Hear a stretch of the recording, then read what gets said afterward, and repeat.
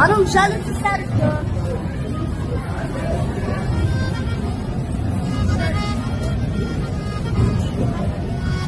خب چطوری؟ اسمت چیه؟ اسمم محمد. فیلم تو دیدی پخش شده؟ جان؟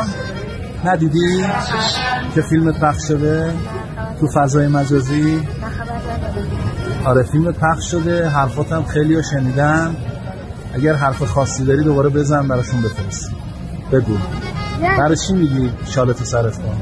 واسه آبروی این شهر میگم. آفرین. واسه آبروی این شهر میگم، واسه که من شما باید آبروی خوبی داشته باشید تو این شهر.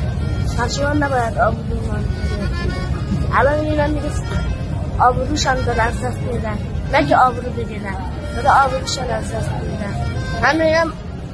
من میگم واسه چی شان سر نمیدونی، میگم چی را